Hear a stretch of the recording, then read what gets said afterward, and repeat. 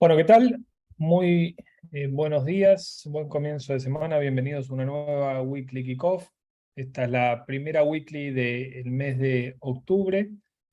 Venimos de un mes de septiembre bastante golpeado, ¿sí? Donde Wall Street marcó el peor mes desde marzo del 2020, es decir, el peor mes desde el comienzo de la pandemia. Nos parece importante en estos momentos anclar expectativas y ordenar un poco el flujo de nuestras weeklies. Por eso, a partir de ahora, la primer weekly de cada mes la vamos a estar utilizando, si bien lo veníamos haciendo informalmente, me parece dejarlo formalizado acá, para dar nuestro view de mediano plazo y el asset allocation de mediano plazo, tanto para las carteras offshore y onshore, con las tendencias que estamos viendo más de fondo, ¿sí? Sin ignorar todas las cuestiones coyunturales de corto plazo, pero que en definitiva cuando uno piensa para los clientes armar unas carteras de inversión, las debería pensar a priori y aquí en varios años hacia adelante, y por eso está bueno que la primer weekly de cada mes nos anclemos en estos principios, en estas ideas y que dejemos en claro cuál es nuestro view hacia adelante, sobre todo de esas tendencias más de mediano plazo. Como siempre, la parte internacional, ¿sí? Va a estar a cargo de Pablo Ballman, nuestro estratega senior, y después la parte onshore va a estar de la mano de Mateo. Así que nada, los dejo ahí en buenas manos, que disfruten del contenido que preparan los chicos y obviamente al final de la presentación siempre abierto para el Q&A de todos los lunes. Perfecto, Diego. Muchas gracias. Arrancamos. Bueno, hoy vamos a hablar, como bien decía Diego, vamos a hablar exclusivamente de la intersección, digamos, entre nuestras carteras y nosotros tenemos más a mediano plazo, tratando de abstraernos de la turbulencia actual, lo cual es muy, pero muy difícil. Septiembre fue un mes muy malo para los mercados internacionales, que además forma parte de un trimestre que fue muy malo, el tercero, y de un año que fue muy malo. Así que no es un mal momento para pegar una repasada general y creemos que en algunos casos sí ya estamos cerca de un punto de inflexión en el mercado, así que vamos a ello. Arrancamos por nuestra cartera conservadora. Desde el inicio, desde la creación de nuestras carteras, estamos 9,3% arriba del benchmark que usamos, que es AG, que es un ETF, que es una especie de representación lo más fidedigna posible del mercado de bonos norteamericanos. Por lo tanto, podríamos decir que hasta acá, en este caso, misión cumplida. En lo que va del año estamos 6,40 arriba, y en lo que fue septiembre también quedamos 1% arriba del benchmark. Todos los datos que les doy de septiembre son provisorios porque no había cerrado todavía la última rueda cuando preparamos todo esto, pero va a estar todo más o menos en línea con lo que presentamos en los fact sheets que estaremos mandando, estimo, entre mañana y pasado. ¿Cómo logramos este diferencial más que importante para una cartera conservadora abocada más que nada a la renta fija, y que de hecho es el diferencial contra benchmark más grande de las tres carteras offshore que tenemos? Bueno, básicamente refugiándonos en activos de baja duration o tasa flotante para tratar de acompañar la suba de tasas sufriendo lo menos posible. Research de InView tuvo una posición bastante acertada, que incluso precede mi ingreso a una inflación muy fuerte y a tasas que tenían que subir. Eso se ve reflejado en este diferencial importante que ven acá. Ahora bien, todo concluye en algún momento, y así como fue importante saber acortar duration cuando fue necesario, en algún momento será necesario alargar duration. Y creemos que ese momento, por lo menos, obviamente, esto en mercado todo puede cambiar, pero por lo menos en nuestro escenario base estamos bastante cerca de ese momento. Hoy en los mercados de renta fija podemos en los futuros descontar una tasa terminal de Treasury del 4,4%. Esto es lo que ya está descontado en el mercado. Si bien obviamente la tasa de Fed Funds todavía no llegó ahí, es mucho más útil e importante trabajar con datos de mercado que con proyecciones más de académicos, por lo tanto preferimos guiarnos por acá. Ya la situación no es igual hace un tiempo, donde la tasa estaba en 1,5 y la inflación en 8. Ahora vemos una inflación que sí, subió un poquito más y estamos todavía en el 9, pero contra una tasa que esperamos en el 4,5, y comenzamos a ver signos de desaceleración de la inflación en muchos lugares, o incluso efectos de retroceso de precios, que ya hemos marcado varias veces, pero no está mal mencionarlo de nuevo. Materias primas han caído bastante desde sus máximos, los costos de flete internacionales han caído muchísimo, el costo de la nafta en Estados Unidos, la necesidad de liquidar inventarios que se generaron para una demanda que nunca se materializó. Vimos varias empresas de primera línea advertir sobre esto, desde Walmart hasta Nike. Y por supuesto, el propio efecto de la suba de tasas hace que la economía se ralentice. Esa es la idea de subir tasas. No es un efecto secundario, sino que es el efecto primario buscado. Donde quizás esto se materializa más rápido es en el mercado hipotecario, donde vemos ya tasas de 6,5, 6,70, que obviamente esto impacta sobre el mercado inmobiliario, impacta sobre construcción, impacta sobre remodelaciones. Entonces, creemos que la tasa puede subir más. Si hay alguna otra sorpresa inflacionaria, sí, por supuesto, pero esto ya tiene visos de razonabilidad. Y además, sumado a todo eso que vimos recién, empezamos a ver que la suba de tasas también tiene otros efectos, obviamente, nocivos. Por eso las tasas se suben cuando es necesario y cuando la inflación ya parece fuera de control, y por eso la mayoría de los mercados centrales parecía que habían empezado a correr demasiado de atrás. La Fed se aclimató bastante rápido, pero todavía vemos al Banco Europeo muy detrás de los acontecimientos, y bueno, el Banco de Japón directamente está mirando otra película. Pero miren lo que pasó, que eso fue quizás el tema más comentado de la semana pasada.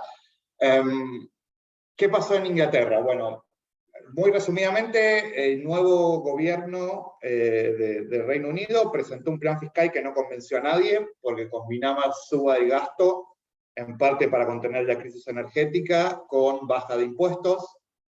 Por lo tanto, el mercado reaccionó muy rápido, y fíjense cómo en un puñado de ruedas, la tasa de los bonos a 30 años en libras esterlinas, los gilts, pasó de 3,5 a 5.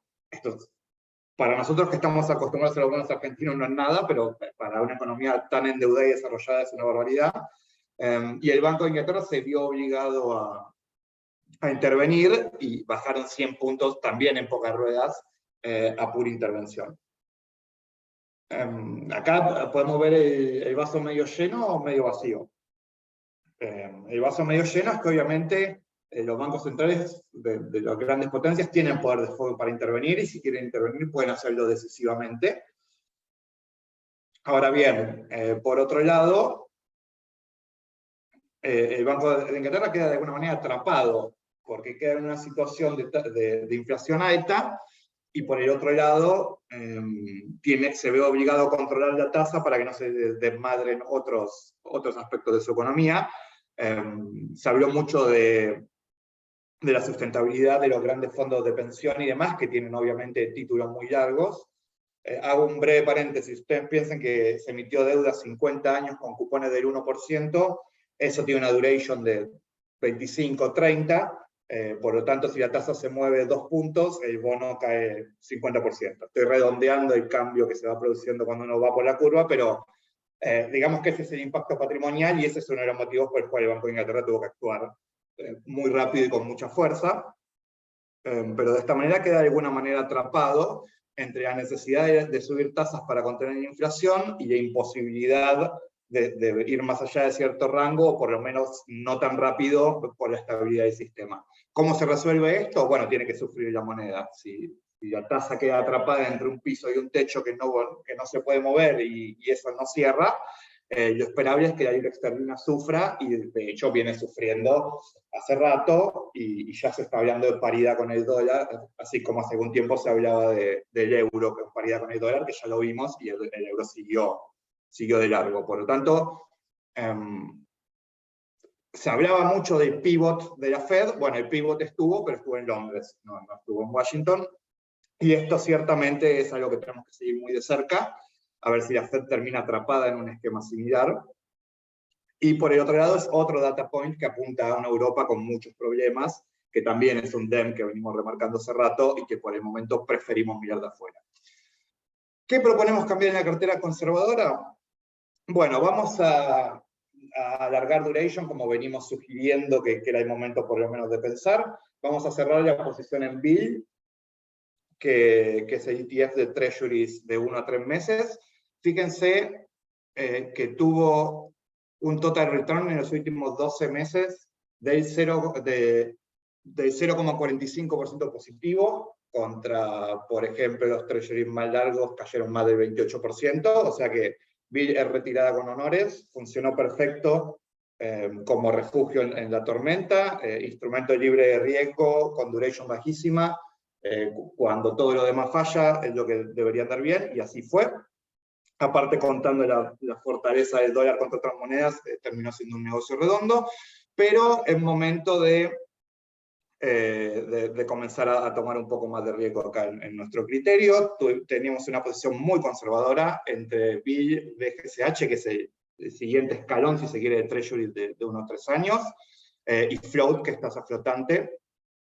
Yo muchas veces dije que Bill estaba pensado para que rinda más o menos 0, y que pensaba que eso le iba a ganar a casi todo. Rindió medio en vez de 0, y definitivamente le gana todo.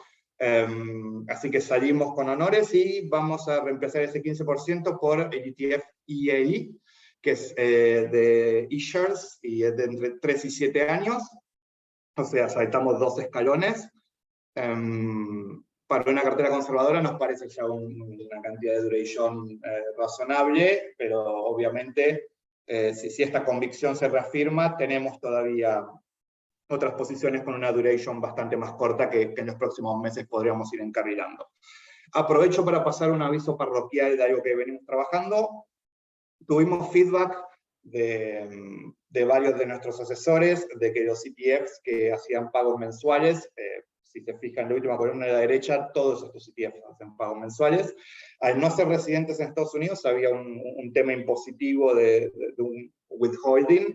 No pretendo ser contador, ni nunca voy a pretenderlo, pero ante ese pedido puntual, nos pusimos a trabajar en lo que sí podíamos hacer, y es que estamos armando una base de datos de fondos alternativos, los llamados UCITS, que tienen sede en Europa, y que directamente acumulan los cupones que van cobrando los treasuries, y eso se ve reflejado directamente en el precio del ETF, en vez de repartirlo, lo cual para ciertos perfiles puede ser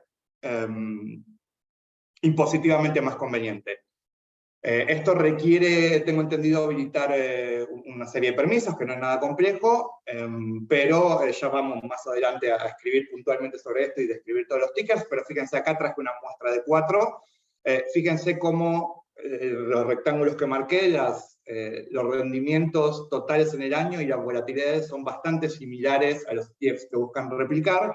Por lo tanto, ya haremos una comunicación más formal de esto, pero sepan mínimamente que para quien tenga este problema impositivo hay alternativas. Contáctenos y con todo gusto le buscaremos la vuelta.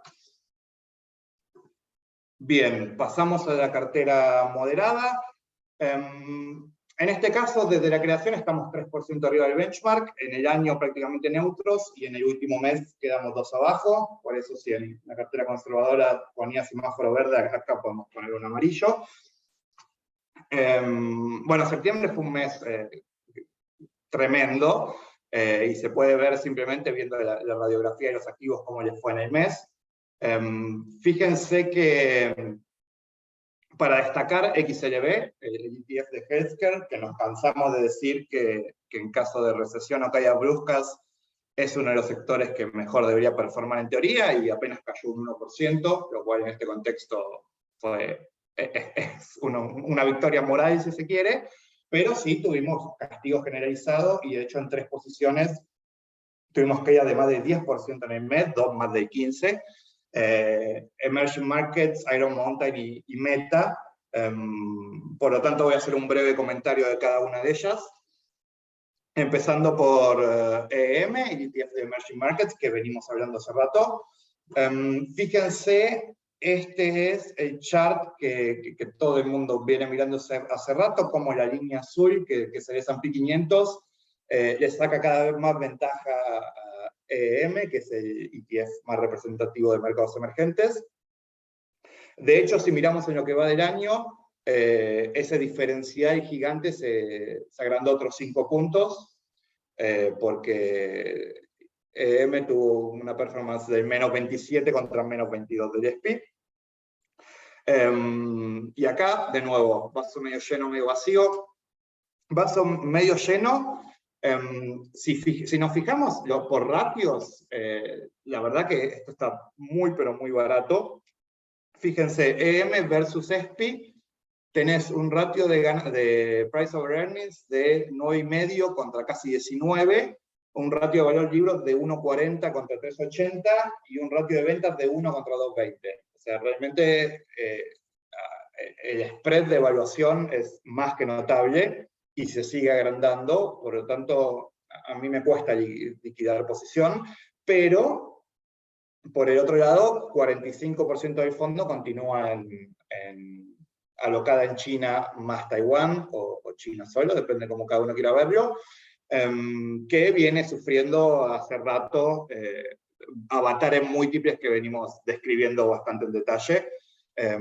Por lo tanto, acá por lo menos no vamos en la cartera moderada no vamos a cerrar la posición. Sí les adelanto que sí la vamos a recortar en la cartera agresiva, porque ahí tenemos ya también una apuesta importante por Brasil, y la posición era más grande, para empezar. Pero por lo menos esto lo vamos a mirar con lupa fina, porque la realidad es que más allá de evaluación, y que en el largo plazo debería ser lo único que importa, pensando más en corto o mediano, es mucho más factible que si Estados Unidos sube, emergentes suba más, o que si Estados Unidos lateraliza, emergentes suba un poco y eso corte la brecha, que Estados Unidos caiga y emergentes solo haga la heroica contra la corriente.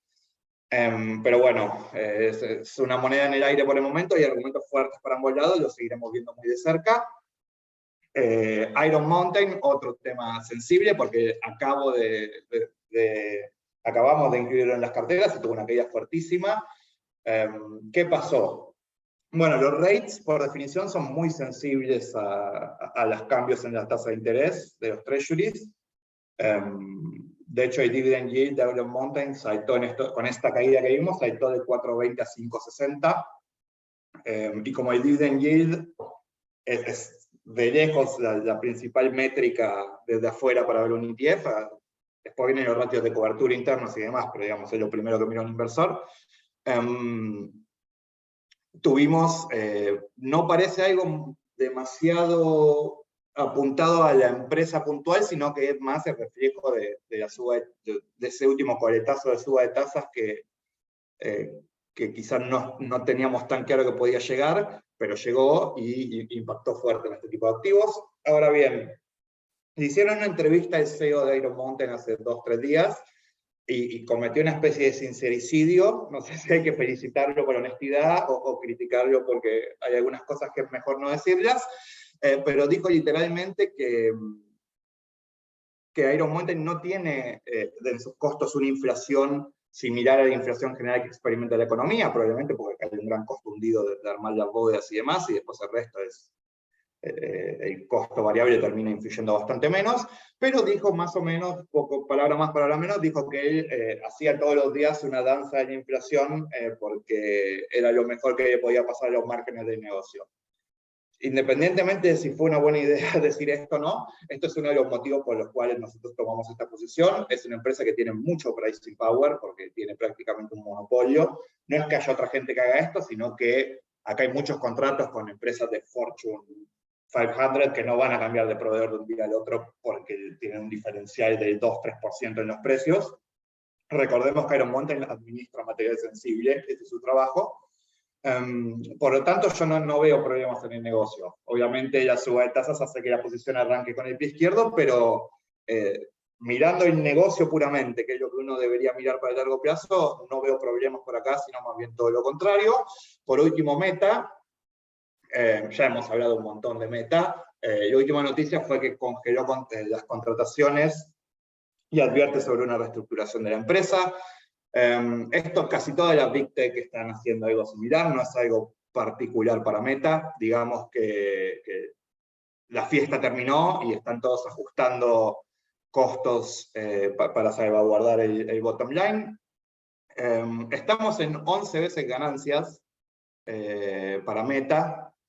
Recién decía que entre Emerging Markets y ESPI había una diferencia muy sustancial en lo que hace a evaluaciones. Bueno, entre Meta y el resto del ESPI hay una evaluación muy, muy diferente que hace el mercado, que aparte que está ensañado con el papel, porque cada noticia, buena o mala, le pega mal a Meta y a veces peor que a quienes sufrirían más directamente la noticia. Me parece que acá el mercado necesita ver para creer, necesitamos ver un par de balances donde no haya caída en los usuarios y donde se recomponga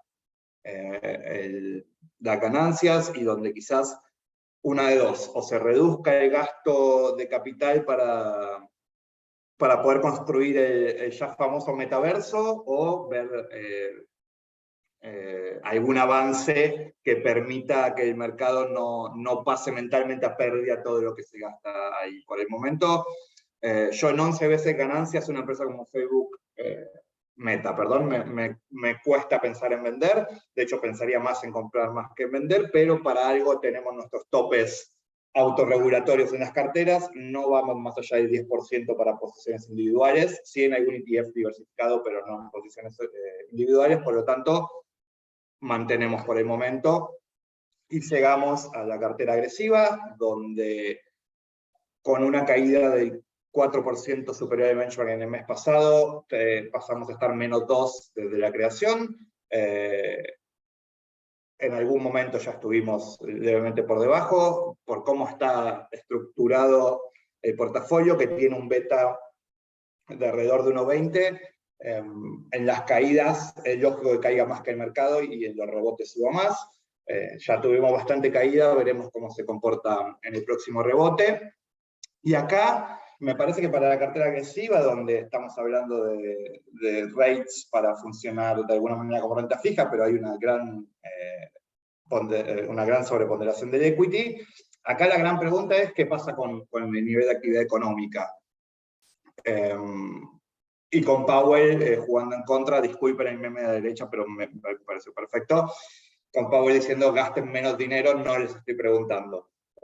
Ahora bien, ¿qué está pasando con la economía? Bueno, hay data points todos los días que apuntan contradictoriamente, y si se fijan, el GDP Now de la Fed, que trata de medir la actividad en tiempo real, saltó en un día por debajo del 0,5% anual de crecimiento para el tercer trimestre a por encima del 2%, probablemente muy influenciado por el dato de consumo personal que tuvimos el viernes. Se nota que el modelo es muy sensible. Pero digamos que si el modelo de la Fed, con miles de PhDs trabajando en eso, saltó en un día del medio al 2,5%, evidentemente lo mínimo que podemos decir es que la situación está fluctuando y es bastante opaca. Si miramos de la misma manera la radiografía de los activos como hicimos con la moderada, acá básicamente pasó de todo. Breves comentarios: la posición que mejor rindió es el EWZ, esto viene pasando hace rato, y por supuesto tuvimos las elecciones ayer, donde Lula da Silva ganó por 5 puntos, pero mucha gente incluso pensaba que iba a ganar en primera vuelta, o que la diferencia iba a ser bastante mayor. Por lo tanto, en términos relativos podríamos decir que Bolsonaro derrotó las expectativas. Como siempre, el norte es un voto que Lula tiene bastante afianzado, se nota muy rápido en el mapa. Obviamente en el pre-market estaban bastante bien los activos brasileños, veremos cómo se desarrollan durante la rueda, y veremos ahora, seguramente haya un debate muy caliente, hay que ver cómo las otras fuerzas se acoplan al balotaje. No voy a hablar de política brasilera porque no sé tanto, pero obviamente a monitorear en los próximos días. Fíjense, Apple cayó casi 10%, estamos hablando de Apple, el blue chip si se quiere, pero bueno, tenía lo hemos comentado en los dailies, tenía perspectiva de incrementar producción en su último iPhone y tuvo que cancelarlo porque la demanda no se materializó. Fíjense cómo hay si bien los números de la Fed de repente saltan a que la economía está funcionando a su ritmo natural, un 2% con economía desarrollada es el ritmo natural de crecimiento más o menos. Fíjense que tenemos una larga lista de empresas que manifiestan que ven problemas serios con la demanda. Apple, FedEx, Nike, Walmart, Amazon. Ya uno puede ser un hecho aislado, dos puede ser casualidad, ya estamos viendo una tendencia muy clara. Omega Healthcare Investors, nuestro rate ya histórico, cayó casi 12%, de nuevo muy sensible a la tasa, pero vemos un dividend yield del 9,2%, un negocio que sigue funcionando bien, y la amenaza del COVID, que era, si se quiere, la amenaza existencial, como ya hemos comentado varias veces, retrocediendo, por lo tanto no vemos grandes problemas, más allá de mucha volatilidad. Fíjense lo que pasó con URA, también posición nueva, cayó casi 15%, y eso que Alemania decidió no retirar de funcionamiento 2 plantas nucleares que ya había tomado la decisión previa de retirarla, que ese es básicamente el escenario bull que también nos describió nuestros invitados de GlobalX en la última wiki. Ahora, fíjense, el plan se está... digamos, la tesis de a poco se va validando, pero igual el papel sufrió fuertemente. Un mes muy complicado donde todo termina arrastrado. Veremos, para nosotros nos parece de largo plazo más importante justamente esto, ver que la tendencia de la energía nuclear, como nos parece lógico dado el menú de opciones, se consolide. ¿Qué proponemos hacer acá? Sí, vamos a hacer cambios, vamos a recortar acá la exposición a EM. ¿Por qué? Básicamente porque teníamos un 15% de la cartera, más un 10% de Brasil que vamos a mantener, salvo que pase algo muy extraño, porque nos interesan más las valuaciones y el potencial de las empresas que quien termine ganando la elección. Por lo tanto, acá vamos a recortar EM y sumamos otro 3% en IWM, que es el Russell 2000 Small Caps, donde creemos que vamos a poder capitalizar nuestro escenario base para la economía norteamericana, que es una desaceleración de la inflación que se va a ir confirmando, quizás más lento de lo que todos queríamos, pero se va a ir confirmando, con una actividad que puede sufrir, pero no vemos un desbande generalizado. Vamos a llevar Alphabet a 10%, Google es un caso similar a Meta, lo vemos extremadamente barato, no tan barato como Meta, pero sí un negocio, si se quiere, superior. Y vamos a sumar también un 1% en Iron Mountain con este dividendo superior al 5% y con perspectivas muy firmes de que vaya subiendo en el futuro. Nos gusta esta entrada de posicionamiento. Fíjense, ahí bajo el gráfico es IWM contra SPI. En los últimos 6 meses se han movido bastante sincronizado. Hay una diferencia del 1% para IWM. Creemos que este escenario donde hay dudas sobre la economía y demás, una canasta amplia de papeles más chicos les podría ir mejor que a los papeles consolidados de siempre, por eso este posicionamiento, pero lo lógico sería que correlacionen por lo menos en un 90%, trataremos de que el otro 10% quede de nuestro lado. Consideraciones finales, este es un repaso de todo lo que hablé recién, pero para ya pasarle el bastón a Mateo y meternos en onshore, creemos que las tasas no van a subir mucho más allá de donde está hoy descontado, salvo que haya nuevos eventos inesperados en la economía. Comenzamos a alargar duration, que era algo de lo que venimos hablando en las últimas semanas. Lo proponíamos como sugerencia, pero ahora lo estamos haciendo directamente de nuestras carteras modelo, que es un poco el faro donde plasmamos nuestras convicciones más largas. Es un hecho que hay una recesión técnica. Si va a ser una recesión fuerte o leve, todos los días nos llegan datos contrapuestos y es un poco la pregunta del $1 trillón. Estaremos lo más encima posible para tratar de llegar a una conclusión. Vimos un pivot, pero no fue de la Fed, sino que fue en el Reino Unido, pero es interesante ver qué pasa cuando un banco central queda entre la espada y la pared.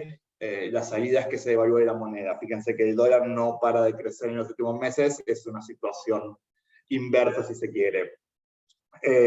Nuevamente, ¿qué pensamos de emergentes? Pensamos que están muy, muy baratos, pero que el contexto general ciertamente no ayuda.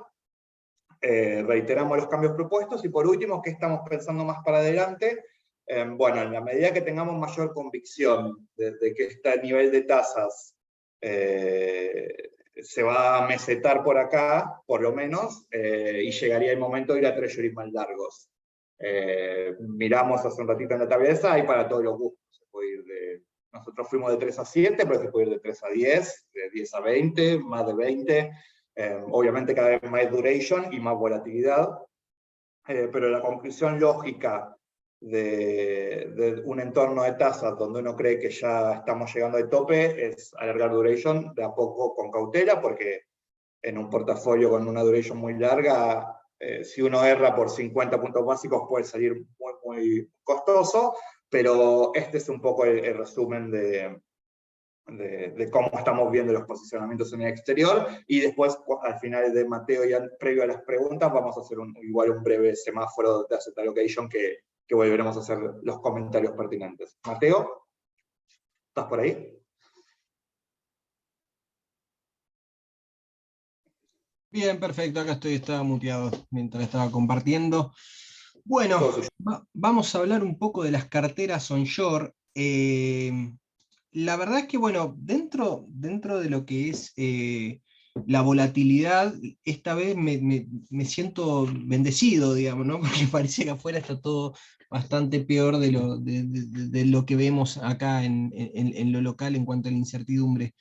Esa es una lectura de la situación, la otra es que ya estamos acostumbrados a la volatilidad. Yo creo que voy más por la segunda que por la primera en este momento.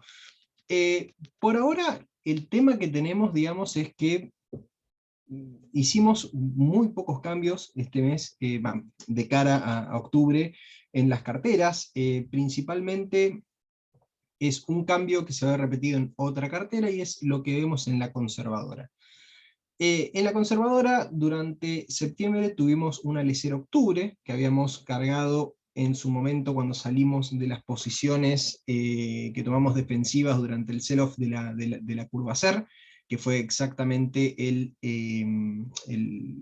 Galileo Argentina, como para estar un poco más expuesto a corporativos, y salir un poco también de lo que era la parte un poco más larga de la curva SER y concentrarnos en el corto plazo, y viendo un poco lo que es el entorno actual de, no sé si decirle vuelta de la confianza a la curva SER, pero meramente vamos a confiar porque no tenemos otro activo que comprar, digamos, en lo que son los mercados locales.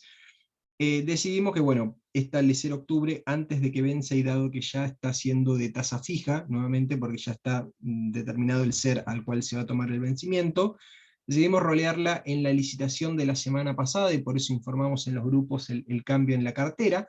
Generalmente tratamos, o sea, siendo que falta tampoco para el coso, salvo que sea un cambio de urgencia, tratamos de esperar al cierre para informarlo en los fact sheet, pero teníamos la licitación que no nos iba a esperar. Y la razón por la cual vamos a la licitación y no al mercado secundario es porque, como realmente sucedió, podíamos conseguir un mejor precio en la licitación respecto del el mercado secundario. La razón también por la que elegimos mayo y no una lecera un poco más larga incluso, que es septiembre, tiene que ver un poco por cómo está la curva SER en este momento, ¿no? O sea, la curva SER tiene está bastante quebrado, o sea, tiene un quiebre importante luego de las PASO, ¿sí?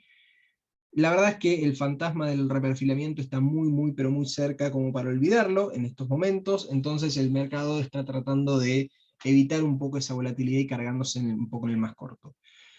La underperformance de estos meses también un poco se da por la postura un poco más agresiva del Banco Central, en el cual están tratando de subir las tasas de interés para ponerlas lo más cercano a cero posible. Claramente están fallando, digamos, porque de corto plazo eso no es cero ni por asomo, pero al fin y al cabo también lo que nos genera es una suba de la tasa real, sea menos negativa únicamente, digamos, que lo que era antes, que impacta en los precios de los activos cero. Una buena noticia, una buena forma de ver este cambio que hicimos la semana pasada es que justamente la Lecer Mayo, al ingresar en el mercado primario y no en el secundario, la conseguimos a una tasa del 1,25 real positivo. Entonces eso va a seguir ayudando de caras hasta el vencimiento, aunque haya, digamos, movimientos en la tasa real. Bueno, esto es un poco lo que venía comentando recién. Tenemos principalmente esto, lo de la curva quebrada, que les comentaba, es a partir del T2X3, ¿sí? Del bono del Bonser 2023 del año que viene, ya la curva se pone flat entre el 8 y el 10%, digamos, real. Uno podría pensar, bueno, está bien, ¿y por qué no alargamos la duration lo suficiente como para tratar de agarrar esas tasas?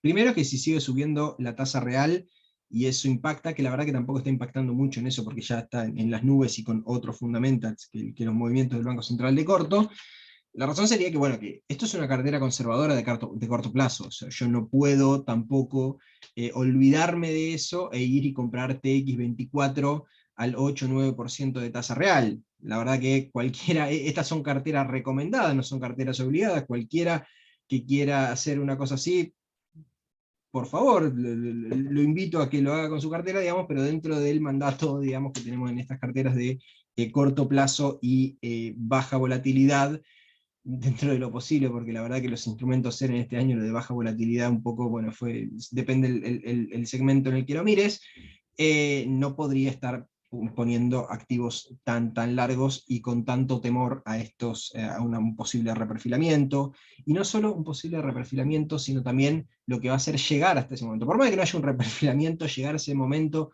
va a tener muchísima volatilidad y le agregaría bastante volatilidad a la cartera, que dentro de todo se estima que es de baja volatilidad. Para la cartera moderada hicimos el mismo cambio, porque como también teníamos una parte del benchmark que sigue a hacer, decidimos hacer este cambio también cuando salimos de la posición de Galileo Argentina, como para hedgear un poco el riesgo. En este mes terminamos por encima del benchmark. La realidad es que si uno lo separa, ¿sí? Bueno, si uno justamente no tenemos el separado por benchmark, si uno lo separa, realmente el desempeño de la cartera, el buen desempeño de la cartera, se debe más que nada al equity, ¿sí? Porque con SER pasó un poco lo mismo que pasó en la cartera conservadora, y se ve un underperformance por esta suba de la tasa real. En las posiciones de dólar también se ve una underperformance, principalmente un poco por el Galileo Premium y las acciones de Walmart. En este sentido, esas son las coberturas contra tipo de cambio. Dentro de todo, el overall es que Transportadora de Gas del Sur nos salvó a la cartera, digamos, y salvó el overperformance respecto del benchmark.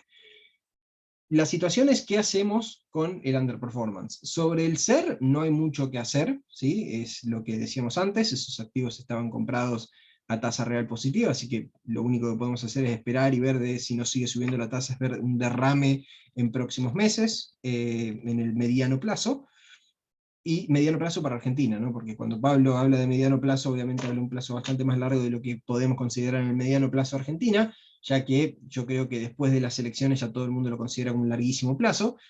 Y por el lado del dólar, la verdad es que nos parece que no vale la pena tomar decisiones muy precipitadas.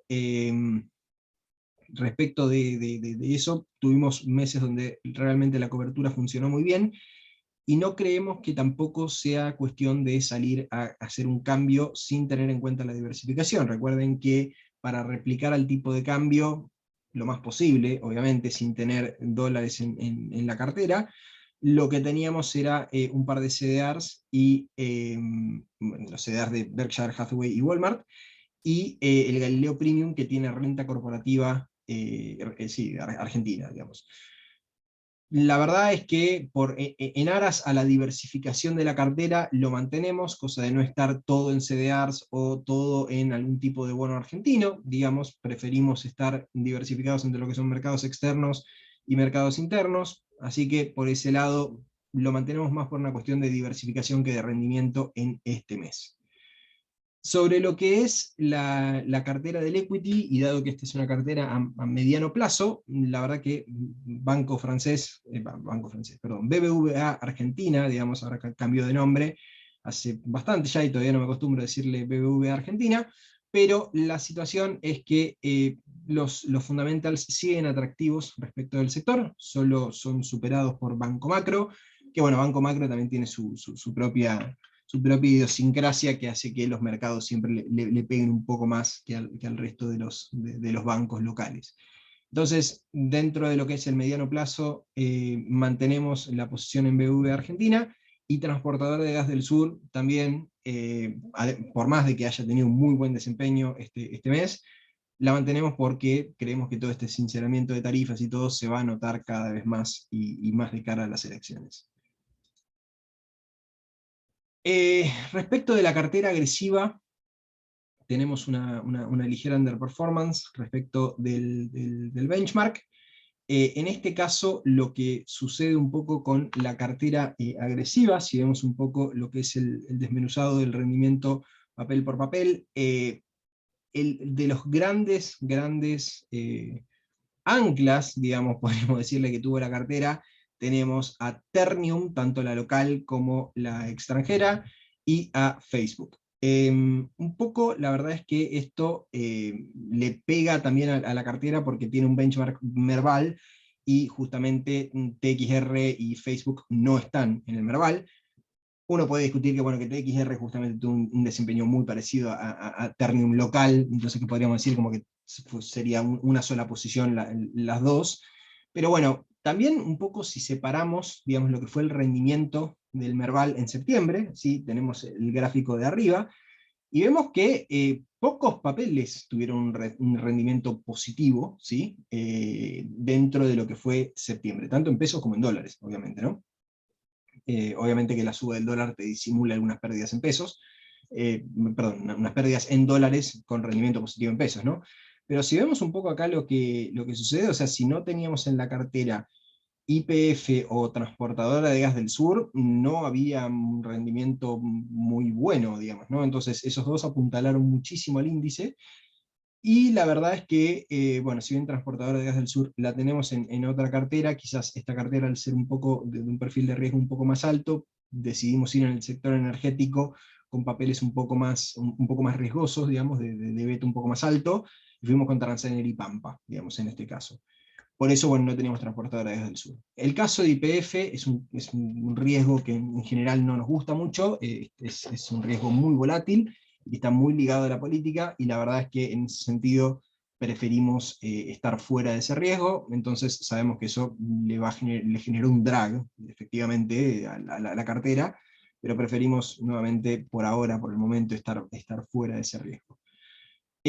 Lo que más vamos a observar de cara al mes de octubre, también, más que nada, todavía creemos que la evaluación es muy, pero muy atractiva, estamos más para agregar más que para vender, pero aún así, la verdad es que lo vamos a seguir observando.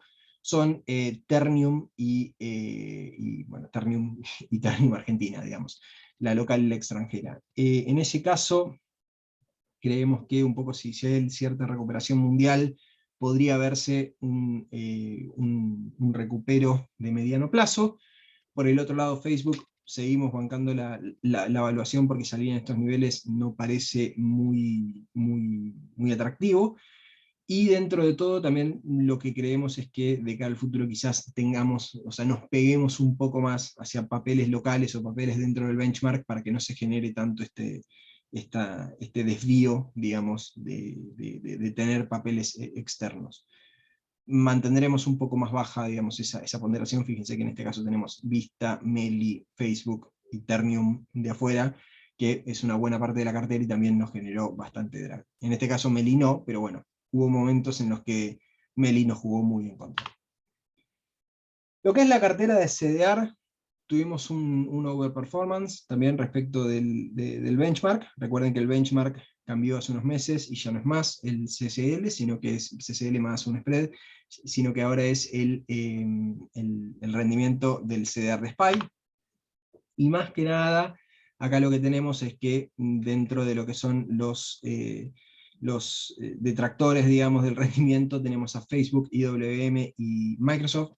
Lo de IWM es un desvío bastante pequeño como para ser significativo, y la verdad que creemos que le agrega bastante de diversificación a la cartera, y por eso creemos que es digno de mantener.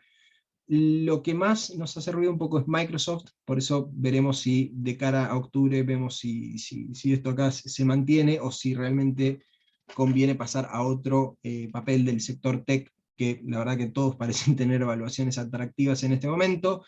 Microsoft lo teníamos porque justamente era una jugada un poco de menor beta, por así decirlo, que el resto del sector tech. No es Apple, pero digamos, está en línea con los papeles más value del sector tech. Quizás ver si Google ya está lo suficientemente atractiva como para que pegamos el garrochazo, pero nuevamente por ahora se mantiene, y la verdad que bueno, ayudó bastante en este sentido Walmart al resto de la cartera. Nuevamente, a ver, esto acá no hacemos cambios porque en general los papeles que están en rojo de rendimiento, las valuaciones no justifican una venta del activo, pero ahora sí los tenemos en la mira para más adelante, más que nada Facebook y Microsoft. Por ahora, nuevamente, con tema de IWM, por diversificación se mantiene, pero justamente en aras de diversificación y no por el rendimiento en el sentido que está teniendo. Ahora, respecto de asset classes, vamos a desmenuzarlas uno por uno. Así que ahora Pablo primero va a hablar un poco del offshore, así yo después continúo sobre el local. Perfecto, Mate. Voy yo primero. Esto es un poco, nada, ya he hablado durante mi parte, pero en lo que hace equity, vemos valor en lo que, dividiendo en tres grandes carteras, en tres grandes categorías, ¿no? Value y Growth para Estados Unidos y Emerging Markets como un gran todo. Vemos valor en los papeles justamente de Value, con IWD como principal abanderado. Recordemos que este es el Russell 1000 Value. ¿Por qué? Básicamente porque vemos valuaciones ya en este momento atractivas y porque no creemos que la coyuntura económica refleje los peores temores que creo que vemos en estos sell-offs que se repiten en los últimos meses. En cambio, con USA Growth somos bastante más cautelosos. Acá igual habría que discutir qué es value y qué es growth, porque hace 5 años uno decía meta y era obvio que era growth, y hoy tiene ratios de value y crece como value. Pero cuando hablamos de growth, pensemos en empresas más puramente necesitadas de crecimiento para justificar sus valuaciones actuales, como puede ser Tesla o Amazon. En cambio, en Emerging Markets ponemos neutral porque, como comentamos, acá hay obviamente dos caras de la misma moneda. Por un lado, valuaciones muy atractivas. Por el otro, un contexto para los activos de riesgo en general que no acompaña. Acá nuestro abanderado sigue siendo de WZ, donde mantenemos una posición del 10% en la cartera agresiva La hemos mantenido cuando subió fuerte, cuando recortó gran parte de esa suba, en la previa a las elecciones, y ahora la vamos a mantener de cara al balotaje, salvo que pase algo muy raro. Donde somos bastante más constructivos es en lo que hace a renta fija. ¿Por qué? Porque como comentamos, creemos que las tasas ya deberían estar llegando a un techo, salvo que pase algo raro. Por lo tanto, somos constructivos tanto con alargar duration, con instrumentos como IEI, que acabamos de sumar a la cartera conservadora, y también de tomar algo más de riesgo de crédito. Por el momento nos estiramos hasta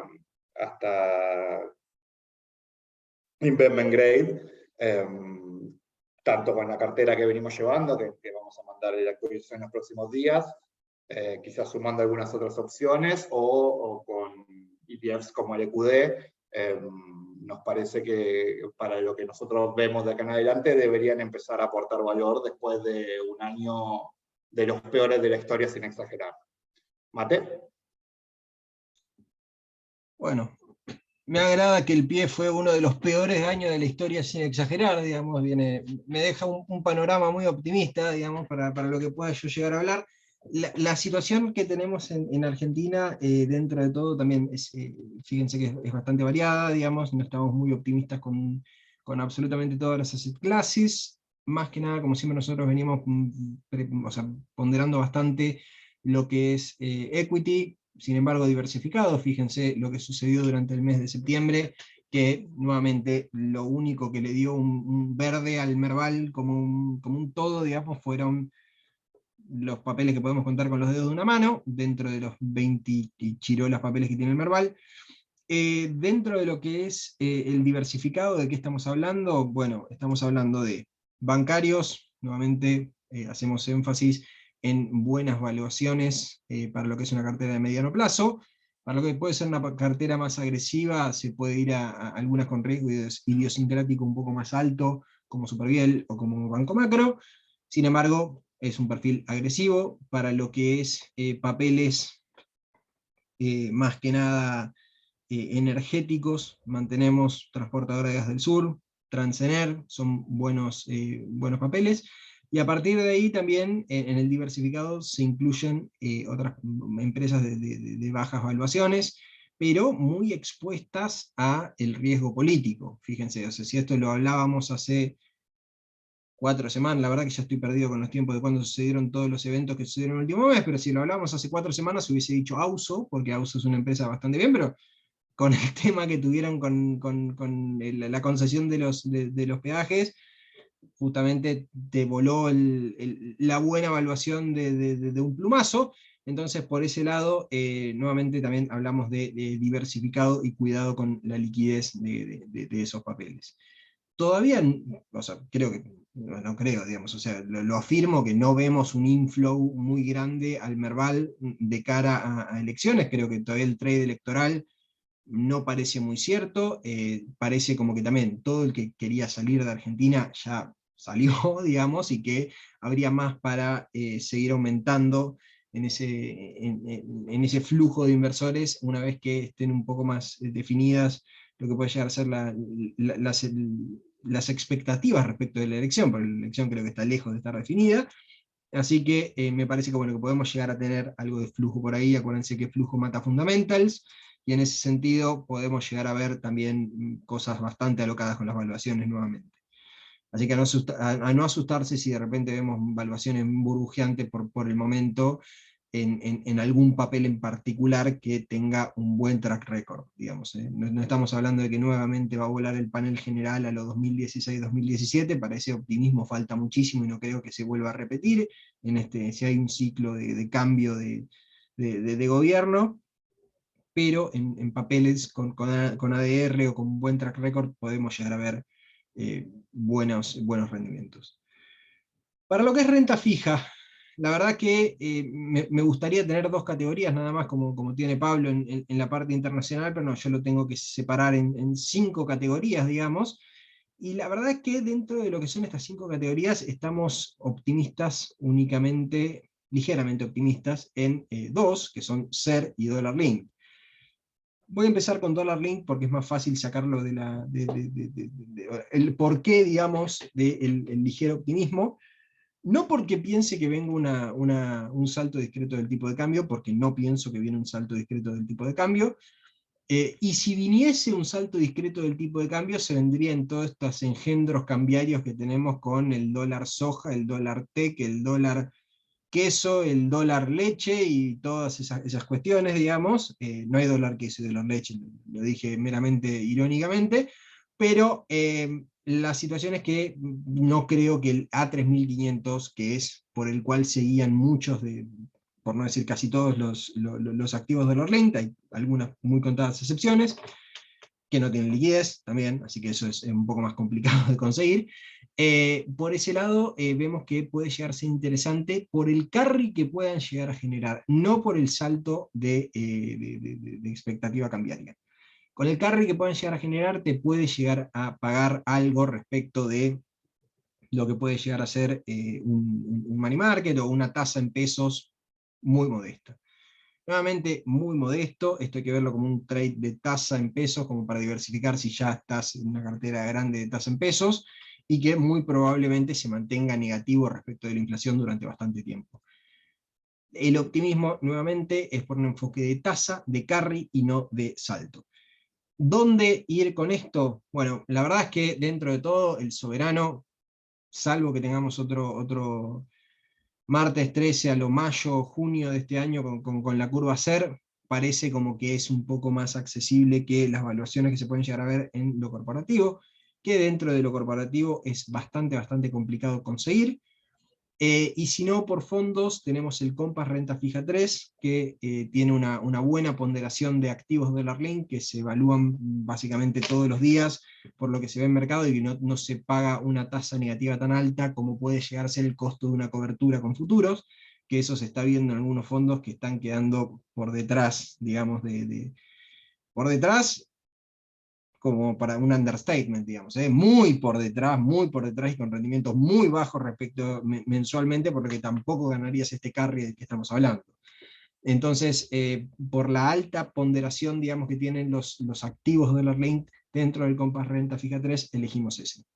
Si alguno tiene una preferencia por otro, o prefiere otro porque tiene otras expectativas como salto cambiario y preferiría uno más fuerte en futuros, también se puede ver, pero no es el foco de lo que estamos hablando en este momento. Tema tasa fija. Tasa fija también estamos bastante por detrás en lo que es, no creemos que vaya a ser una buena performance, porque la inflación parece haber llegado para quedarse, y ahora vamos a hablar de lo SER. Esto parece que no va a aflojar en el corto plazo, no parece que esto tenga un buen final dentro de todo, y que parecería que el año que viene puede llegar a ser incluso peor que este año. Incluso también las nuevas medidas del dólar soja y todo son, lo decimos desde el día 1, recontra inflacionarias. Entonces por ese lado creemos que si el Banco Central quiere seguir poniendo cara de malo y seguir tratando de hacer como que hace algo contra la inflación y seguir subiendo la tasa por detrás del ritmo de inflación, los bonos de tasa fija van a seguir en estos niveles y les van a seguir pegando hacia abajo cada vez que suban la tasa. Entonces no lo vemos como algo positivo, y encima tampoco hay tantos que ver. En esa nota, digamos, respecto de la inflación, por eso nos mantenemos positivos en lo que es la curva SER. Recomendamos, como un perfil de no especulativo, digamos, mantenerse antes de las PASO, ¿sí? O sea, LECER antes de agosto del año que viene, o TX23, dentro de lo que es TC23, TX23, dentro de lo que es la curva de los BONSER. Luego de eso llega el T2X3, que está a una tasa intermedio entre los dos, entre lo que decíamos antes de que pega el salto a 8, 9, 10%, y después viene el salvaje oeste, que eso ya es ser especulativo, por así decirlo, y tenemos desde el TX24 en adelante. Así que nuevamente esto nos mantenemos positivos dentro de lo que es la parte corta de la curva SER, y también considerar entrar en licitaciones primarias que están dando buen resultado. Soberano hard dólar, nos mantenemos en este sentido bastante conservadores. Las últimas valuaciones, los últimos precios para un trade de corto plazo la verdad es que están cada vez más tentadores. Si acá le ponemos neutrales, porque esto es una visión más de mediano plazo de lo que estamos hablando, para un perfil muy agresivo y de corto plazo puede llegar a andar un long en estos valores, digamos, pero para el mediano plazo ven que la volatilidad es bastante brutal, digamos, y salvo que tengamos una expectativa de reversión local bastante grande, parecen que lateralizarían en valores quizá un poco más altos de los que están ahora durante un tiempo considerable hasta que tengamos un poco más de definiciones electorales. Pero bueno, nuevamente, no es un trade, o sea, salir a comprar ahora para agarrar este leve rebote en valuaciones por debajo del 20% de paridad, hasta llegar hasta el 20%, un poco más del 20%, parece un trade bastante especulativo y focalizado para cierto perfil. Y por último, los corporativos hard dollar. No es una categoría que nos guste, ya tenemos la experiencia del Galileo Premium, que justamente no es por culpa de Galileo, ¿no? La verdad que son excelentes portfolio managers, pero la situación es que los mismos activos no están acompañando mucho, porque también hay mucho temor de lo que pueda llegar a pasar con todos estos cambios regulatorios, de la maraña regulatoria de cuándo puede llegar a salir a comprar $1 para pagar deuda o no, de toda esta cuestión de las reestructuraciones reestructuraciones regulatorias. Forzado suena un poco feo, pero la situación es que no es dentro de lo que es local, no es algo que nos esté gustando por el momento. Repetimos lo de siempre, si alguien quiere un crédito corporativo, afuera se ven valuaciones muy interesantes respecto de estar comprando un crédito local, salvo que esté obligado a estar en el ámbito local. Sin más, creo que esto es todo, podemos pasar a preguntas. Perfecto, Mate, te paso dos preguntitas cortitas porque ya venimos medio pasados de tiempo. Por un lado, ¿cómo vemos para este último trimestre el contado con liquidación, una vez ya cerrado el tema de dólar soja? Y por el otro lado, ¿qué pensamos de los duales? Perfecto. Buena pregunta la de los duales, digamos. Como los tengo dentro de SER, digamos, no los puse como categoría aparte por ahora, pero ahora hablamos de eso. Primero la del dólar soja, que la veo ahí en orden de llegada. Miren, la verdad, si ustedes me hubiesen preguntado a mí, yo creo que en septiembre ya debería haber volado el CCL con el dólar soja, pero no sucedió. Se mantuvo bastante especificados esos saldos, se ve justamente en el aumento del M2, pero no en el M1, así que dentro de todo se mantienen dentro de lo que serían activos de tasa en pesos de corto plazo, money markets. También se vio una suba interesante de lo que fueron esas tenencias.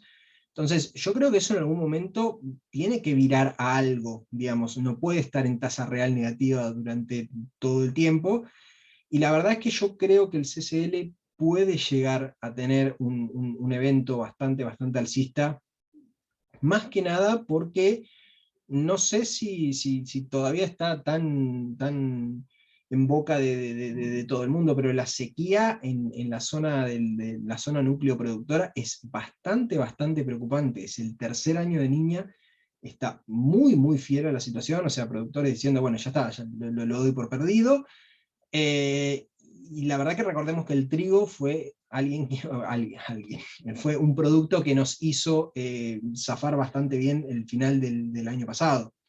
No parecería que este año haya mucha esperanza por ese lado, así que en ese caso vamos a ver, para mí, volatilidad en el tipo de cambio, vamos a ver que por más de que tuvimos el dólar soja y todo, van a menguar bastante los ingresos de dólares a reservas, y que eso probablemente tenga un impacto en expectativas que también aporte, digamos, a volatilidad en los tipos de cambio de mercado. Así que no solo es el escenario de finalización del dólar soja, me parece que varias cosas pueden llegar a aumentar la volatilidad, pero empiezan a jugar un poco el mundo, digamos. O sea, si sucede lo que decía Pablo, de que los bancos centrales empiezan a acobardarse un poco y a bajar el discurso hawkish, se debilita el dólar, y encima en la región tenemos, como sucedió ayer, un buen evento en Brasil, quizás eso ayude un poco. Entonces, hay bastante incertidumbre, pero yo creo todavía que el dólar está ligeramente barato respecto del stock de pesos que se metió. La pregunta de Javier, de los duales, yo la verdad es que hoy por hoy no veo, como decía antes, una masiva salto discreto del tipo de cambio, digamos, por lo que no me parece muy atractivo tener un call sobre rendimiento de dólar a 3.500 que me genere un rendimiento negativo de esa magnitud en ser, digamos. O sea, para tener algo que, según mi expectativa, probablemente rinda ser y no más que ser, prefiero estar en un TX24, T2X3, que es más o menos donde caen esos vencimientos, ¿no? Entonces, por ese lado yo creo que vimos una muy buena demanda en la última licitación, principalmente porque a los bancos ahora se les permite poner duales de encajes, entonces yo creo que por ese lado, digamos, a un banco directamente le dicen, bueno, podés poner esto de encaje, estás cubierto de un posible salto discreto del tipo de cambio, y a inflación es un no-brainer para un banco, que lo puede poner de encajes, y si no, eso estaría a otra tasa, pero me parece que para un inversor en particular, salvo que realmente tenga una expectativa muy fuerte de salto discreto de tipo de cambio, no me genera mucho valor y preferiría ir directamente a la curva cero. Perfecto, Mate, cerramos acá, que nos pasamos un poquito de tiempo. Muchas gracias a todos por estar. Buena semana y cualquier duda, como siempre, a disposición. Saludos. Saludos.